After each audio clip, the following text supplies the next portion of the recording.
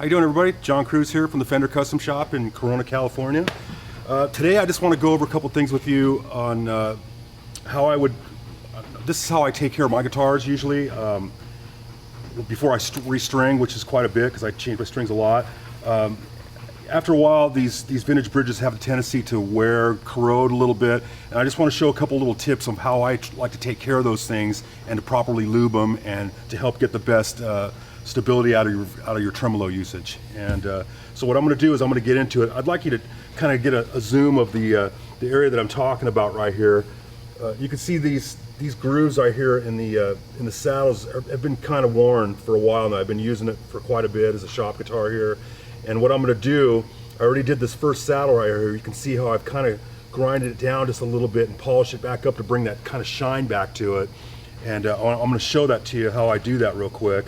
And it's basically, you know, standard tools that we use around here, but I use like a really fine rubber type of wheel to just kind of clean off that area that we were talking about right here. And it just kind of cleans up the burrs and stuff from the strings that gather for a while on there. And I will normally do that to all the saddles.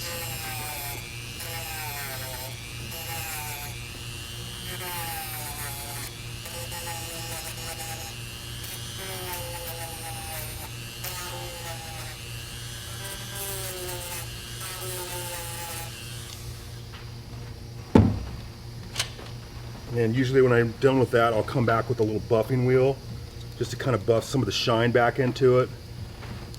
It's like, it'll be like a brand new saddle again when it's all done.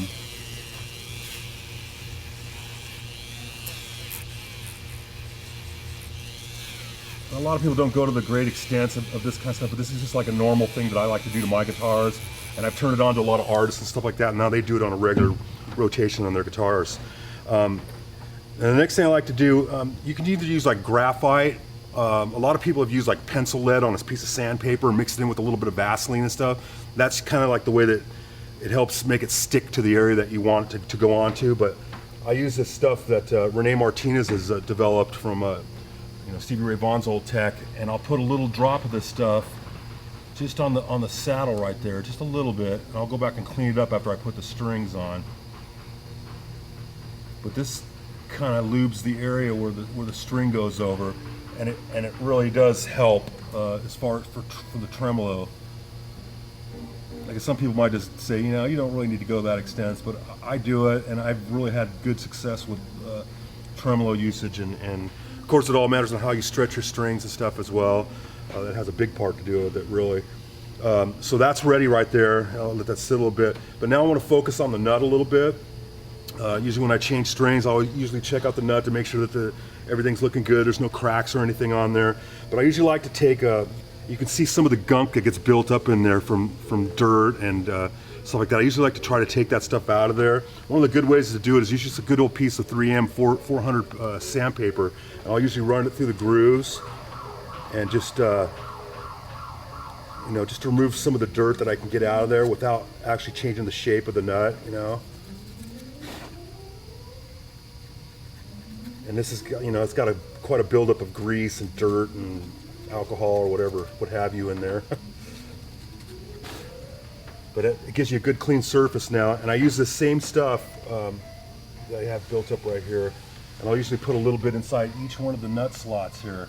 Just a little bit is all you need.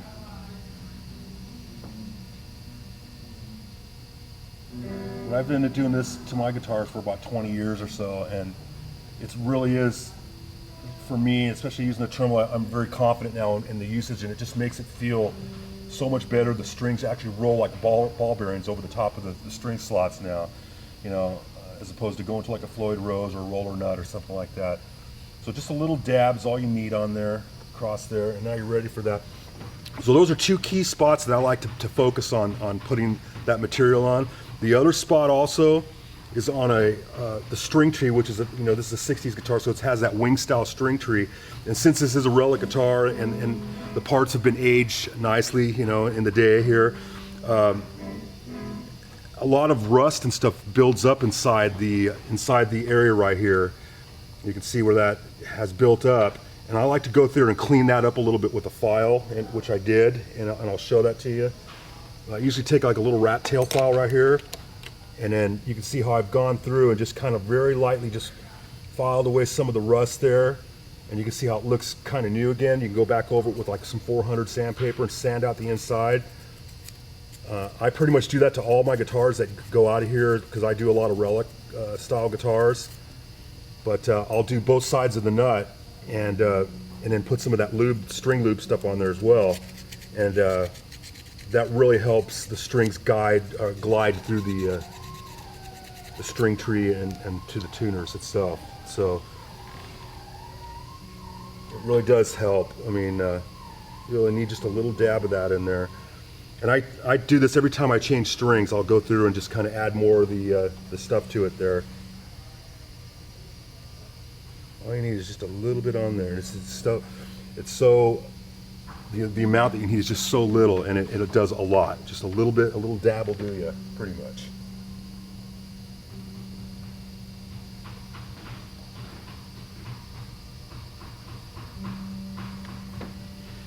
Okay, so, and a good thing to remember also is usually when I put strings on, I usually like to have at least 2 to 3 wraps around the pole, and by the time it's done, you know, and stretching your strings out is a real important thing as well. But when I'm done doing this, I usually have 2 to 3 wraps, or 3 to 4 wraps.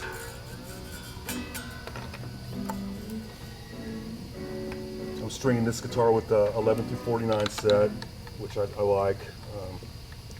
It just kind of varies from person to person what they want string-wise, but I highly recommend this type of maintenance or guitar if you're really using the tremolo a lot.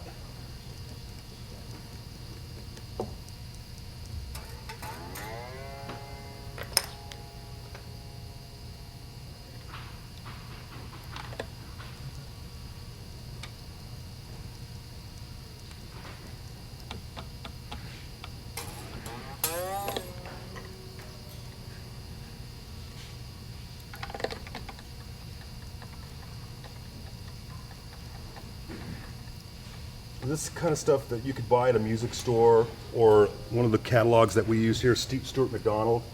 They sell a lot of this type of material, even down to the files and stuff like that. You can get them at your local hardware store.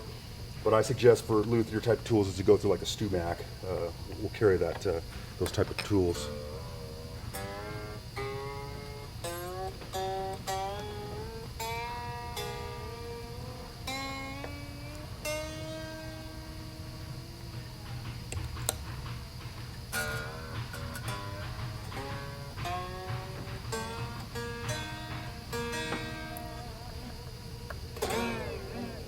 I can already feel just the friction of the string just rolling over the edge of that. It gets a little ugly looking, but you can get like a little towel or something to just wipe it off. I mean, I usually just leave mine on it because I like to have the grease on there. Hey, look at that. But with the saddles nice and cleaned up like that, it's like a brand new saddle again.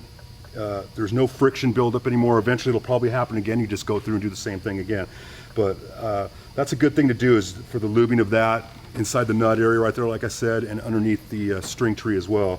And you should have really no catch up on the saddles or the nut or the string tree at all after that. That's it.